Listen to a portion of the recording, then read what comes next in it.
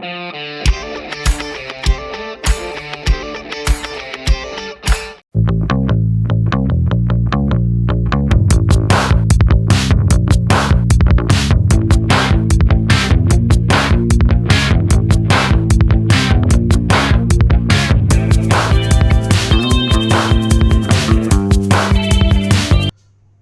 நண்பர்களே, சிட்ரா tax YouTube channel சார்பாக உங்களை அன்புடன் அழைக்கிறோம். நண்பர்களே, இன்னைக்கு நம்ம என்ன பார்க்க போறோம் அப்படின்னா, இந்தியாவில் இப்போ ஒரு 2 நாளாக கேஸ் தட்டுப்பாடு இருக்கு. ஃபியூச்சரில் பெட்ரோல் டீசல் தட்டுப்பாடும் வருவதற்கு வாய்ப்பு இருக்கு அப்படின்னு சொல்றாங்க. என்ன காரணம், இந்த தட்டுப்பாடு வருவதற்கு என்ன காரணம், அதை பற்றி இன்னைக்கு ஃபுல்லாகவே நம்ம பார்க்க போகிறோம். ஸோ இதே பெர்ஷியன் கல்ஃப் அப்படின்னு, அதை பாரசீக வளைகுடா அப்படின்னு சொல்லுவாங்க. இதுக்கு பேர் பாரசீக வளைகுடா. இந்த பாரசீக வளைகுடா இந்திய பெருங்கடல் இங்க இருக்கு. இந்திய பெருங்கடலோட நீட்சி தான் பாரசீக வளைகுடா. இந்த பாரசீக வளைகுடாவில் நார்மலா முத்து சிற்பி எடுக்கிறதுக்கு ஒரு ஃபேமஸான பிளேஸா இருக்கும். மீன்பிடி தொழில் அதிகமாக நடந்துட்டு இருக்கு. அதே நேரத்தில் பெட்ரோலியம் கேஸ் எடுத்து வேற கண்ட்ரிஸ் வேர்ல்டு லெவலில் போறதுக்கும் இது முக்கியமான பகுதியாக இந்த பாரசீக வளைகுடா இருக்கு. இந்த பாரசீக வளைகுடா மொத்த பரப்பு 2,33,000 சதுர கிலோமீட்டர் பரப்பு கொண்டது இந்த பாரசீக வளைகுடா. இதுக்கு எதுக்கு இடையில இருக்கிறாங்க, இந்த பக்கம் ஈரான் இருக்கு, இந்த பக்கம் வளைகுடா நாடுகள் அப்படின்னு சொல்லுவாங்க. ஏன் வளைகுடா நாடுகள் சொல்றோம் அப்படின்னு சொன்னா, இத பாரசீக வளைகுடா அப்படின்னு சொல்றோம். அந்த பாரசீக வளைகுடால இந்த பக்கத்தில் உள்ள நாடுகள் பூரா வளைகுடா நாடுகள் சொல்றோம். இங்கிட்டு ஈரான், இங்க ஈராக்கு, இது வளைகுடா நாடுகள் சொல்லக்கூடியது. இங்க குவைத் சிட்டி இங்க இருக்கு. இங்க மனாமா, பஹ்ரைன் அண்ட் இது கத்தார் இருக்கு, Doha, Abu Dhabi, UAE, Dubai, Muscat. So இந்த மாதிரி முக்கியமான ஃபேமஸான பிளேஸ் சவுதி அரேபியா. இந்த பார்ட்டுக்குள்ள சவுதி அரேபியா. இது ரியாத் அப்படின்னு சவுதி அரேபியா. ரியாத் ஒரு முக்கியமான பிளேஸ்.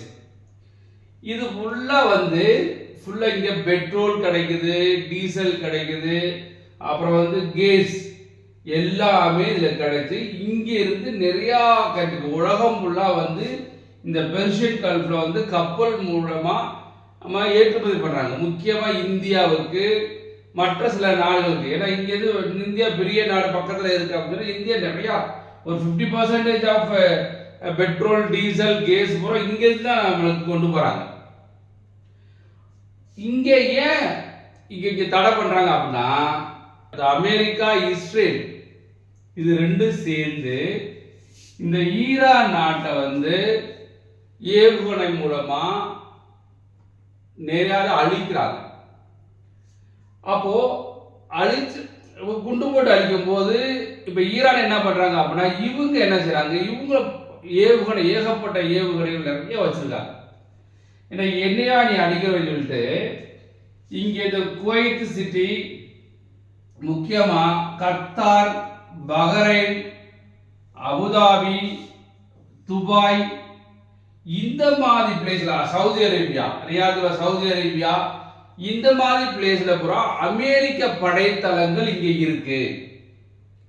இங்க அமெரிக்க படைத்தளங்கள் இருக்கு. அப்ப என்ன செய்யறாங்கன்னாக்க, ஈரான் அமெரிக்காவை ரொம்ப தூரத்தில் இருக்கிறனால அமெரிக்காவை இங்க இருந்து அடிக்க முடியாது, வாய்ப்பு ரொம்ப கம்மி. ஆனா இந்த ஈரான் என்ன பண்றாங்கன்னா, இந்த பக்கத்து நாட்டில் உள்ள அமெரிக்க படைத்தளங்கள், அமெரிக்க ப்ராப்பர்ட்டிஸ், அமெரிக்க மக்கள் யாரா இருந்தா அடிச்சு ஏவுகணை மூலமா அடிச்சு துவைச்சிட்டு இருக்காங்க. அப்ப இந்த மாதிரி சண்டை நடந்துட்டு இருக்கும் போது இந்த பகுதியை ஸ்ட்ரெயிட் ஆஃப் ஹார்மோஸ் அப்படின்னு சொல்றாங்க. ஹார்மோஸ் ரொம்ப முக்கியமான பகுதி, ஸ்ட்ரெயிட் ஆஃப் ஹார்மோஸ். இந்த ஸ்ட்ரெயிட் ஆஃப் ஹார்மோஸ் மொத்தம் 167 கிலோமீட்டர், 103 மைல்ஸ். அல்லது 90 நாட்டிக்கல் மைல்ஸ் அப்படின்னு சொல்றாங்க. இந்த பார்ட் வந்து இது வந்து ஈரான் பகுதி, இது வந்து ஓமன் பகுதி, இந்த பார்ட் தான் ஸ்ட்ரெய்ட் ஆஃப் ஹார்மோஸ். இது மொத்த அகலமே வந்து ரொம்ப smallest 21 mile, 21 miles minimum. 21 mile இருந்து 60 மைல் வரைக்கும் அதனுடைய அகலம் இருக்கு. இந்த ஸ்ட்ரெய்ட் ஆஃப் ஹார்மோஸ் சொல்லக்கூடியது இந்த பகுதி முக்கியமான பகுதி. இங்க இருந்து நிறைய கப்பல்கள் இங்க இருந்து ஏத்திக்கிட்டு இந்த பார்ட்டுக்கு வரும்போது இந்த ஈரான் என்ன சொல்லிட்டாங்க அப்படின்னா, எந்த கப்பலும் இங்கிட்டு போகக்கூடாது. இப்படி சப்போஸ் இந்த கப்பல் வந்து பெட்ரோல் கேஸ் எல்லாத்தையும் நீங்க வந்து இங்க கொண்டு போனீங்க அப்படின்னா நாங்க ஏவுகணை மூலமா அழிப்போம் அப்படின்னு சொல்லி இது வரைக்கும் ஒரு 10 கப்பலுக்கு மேல அழிச்சிருக்காங்க. இப்போ இன்னைக்கு என்ன பண்ணிருக்காங்க அப்படின்னா ஒரு கப்பல் அழிச்சிருக்காங்க. அது வந்து தாய்லாந்து கப்பல். அந்த கப்பல்ல நம்மளுக்கு வந்து ஆயில் வந்து குரூட் ஆயில் வந்து இந்தியாவுக்கு வருது. அப்ப இந்தியாவுக்கு வரும்போது அவங்க என்ன பண்ணாங்கன்னா ஈரான் அடிச்சுக்க வாய்ப்பு இருக்கு. ஈரான் வந்து ஏவுகணை மூலமா அந்த கப்பல் அடிச்சிருக்காங்க. அதை வந்து நம்ம வீடியோ காமிக்கிறேன். அப்போ இங்க எல்லா கப்பலும் தடை பண்ணிட்டாங்க. அப்ப எல்லா கப்பலும் இங்க வர முடியாதனால நம்மளுக்கு என்னது முக்கியமா கேஸ் தட்டுப்பாடு வந்துருச்சு. வெளியில இருந்து நம்ம என்ன செய்யறோம், நிறைய வந்து ரஷ்யால இருந்து ஆயில்ஸ் நிறைய வாங்குறோம். பெட்ரோல் டீசல் அதுல இருந்து நிறைய ஆயில் கிடைக்கும். ஒரு 50% ஆயில் அதை சமாளிச்சாங்களே. கேஸ் வந்து நிறைய வந்து இந்த கண்ட்ரில இருந்து வாங்குறோம் நம்ம. யுஏஇ, அப்புறம் வந்து ஓமன், கத்தார், இங்க இருந்து வாங்கும்போது நம்மளுக்கு எந்த ஒரு கப்பல் வர முடியாதால கேஸ் தட்டுப்பாடு இருக்கு நம்ம இந்தியால மட்டும் கிடையாது, உலகம் ஃபுல்லா பயங்கரமா இன்க்ரீஸ் ஆயிருச்சு. இந்தியா இதுவரை சமாளிச்சுக்கிட்டு இருக்காங்க. கேஸ் மட்டும்தான் இப்ப பயங்கர தட்டுப்பாடா இருக்கு. பெட்ரோல் டீசல் பத்தி இது வரைக்கும் இந்த தட்டுப்பாடு வரல. மேபி வருவதற்கு வாய்ப்பு உண்டு. அதனால இது முக்கிய காரணம் வந்து தட்டுப்பாடு வந்ததுக்கு முக்கிய காரணம் எது அப்படின்னா அமெரிக்கா தான் இருக்கிற முக்கிய காரணம். ஏன்னா ஈரானோட வந்து அணுகுண்டு தயாரிக்கிறாங்கன்ற ஒரு பொய் சொல்லி ஒரு பேச்சுவார்த்தை நடத்தி 3 ரவுண்டு பேச்சுவார்த்தை நடத்திட்டு கடைசியில எதுவுமே சொல்லாம ஈரானுடைய முக்கியமான தலைவர்கள் வந்து ஒன்று கூடும்போது இஸ்ரேல் மற்றும் அமெரிக்கா சேர்ந்து அவங்கள வந்து குண்டு போட்டு, அதாவது ஏவுகணை மூலமா அவங்க எல்லாத்தையும் கொண்டுட்டாங்க. அப்போ ஒரு பெரிய ஒரு நாட்டின் தலைவர் கொண்டவன அப்ப இவங்க என்ன பண்ணுவாங்க, கண்டிப்பா எதிர்த்து அடிச்சு ஆகும். எதிர்த்து அடிச்சு ஆகும்போது அப்ப யாரெல்லாம் அமெரிக்காவுக்கு சப்போர்ட் பண்றாங்களோ, சப்போர்ட் மீன்ஸ் வாட், இந்த கண்ட்ரிஸ் இவங்க பூரா முஸ்லீம் கண்ட்ரி தான். இவங்க பூரா முஸ்லீம் கண்ட்ரி, ஈரானும் முஸ்லீம் கண்ட்ரி தான். ஆனா அந்த முஸ்லீம் கண்ட்ரிஸ் பூரா என்னன்னாக்க அமெரிக்காவுடைய படைகளை பூரா அமெரிக்காவின் படைத்தளம் அமைச்சுக்கிட்டு ஈரானுக்கு தொல்லை பண்ணி ஈரான் நாட்டை இங்கிருந்து அடிக்கலாம். துபாயில வந்து துபாய் வந்து பயங்கரமா வந்து அடி வாங்கிருச்சு ஈரானால. காரணம் என்னக்க துபாயிலேயே அமெரிக்கா படைத்தளம் இருக்கு, குவைத் சிட்டிலே அமெரிக்கா, கத்தாரில் வந்து பெரிய படைத்தளம் இருக்கு. எல்லா படைத்தளமும் ஈரான் வந்து ஏவுகணை மூலமா அழிச்சுக்கிட்டு இருக்காங்க. இதுவரைக்கும் ஈரான் சொல்படி ஒரு 750-800 யுஎஸ் அமெரிக்க படை வீரர்கள் கொண்டுட்டோம் அப்படின்னு சொன்னாங்க. இன்னைக்கு கூட 100 வீரர்கள் கொண்டோம் அப்படின்னு இருக்காங்க. ஆனா அபிஷியலா வந்து அமெரிக்கா வந்து இது வரைக்கும் நாங்கள் 7 பேர் தான் வந்து சேர்த்தாங்க, ஒரு 140 பேர் காயமடைஞ்சிருக்காங்க அப்படின்னு சொன்னாங்க. இதுக்கு முதல் காரணம் யாருன்னா கண்டிப்பாக அமெரிக்காவினுடைய ட்ரம்ப் இருக்கார் இல்லையா. இப்போ ஒன்று சொல்லுவார், நாளைக்கு ஒன்று சொல்றாரு. இப்போ இந்த உள்ளுக்குள்ள நுழைஞ்சிட்டு எப்படி வர முடியல, வெளியில வர முடியல. வெளியில வந்தமாக தோத்துட்டமாக நம்மளை இப்போ அமெரிக்கா எவரும் மதிக்க மாட்டாங்க. அப்போ அந்த ஒரு பில்டப்லேயே ஒரு படத்திலோட சொல்லுவாங்க, உள்ளுக்கு அடி வாங்கிட்டு நான் அடிச்சுட்டு வந்தேன் அப்படின்னு வெளியில வருவாங்க இல்லையா, நிறைய படத்துல பார்த்துருக்கோம். அது மாதிரி அமெரிக்கா வந்து ஏதோ நினைச்சு வந்து அடி வெளுத்துக்கிறாங்க ஈரான். அதன் மூலமா தான் இந்த ஸ்ட்ரெய்ட் ஆஃப் ஹார்மோஸ் இருக்கு இல்லையா, இந்த இடத்துல இருந்து ஒவ்வொரு கப்பலுமே இங்கிட்டு வெளியில வர முடியல. இப்ப வெளியில வந்துட்டாங்க, இந்தியாவுக்கு ஈஸியா வந்துருக்கலாம். அப்ப இங்க பூரா கப்பல் பூரா நிறைய நிக்குது. அப்ப கப்பல் பூரா நிறைய நிற்கும் போது இந்த இடத்துல வந்து தடை பண்ணப்பட்டது ஈரானால.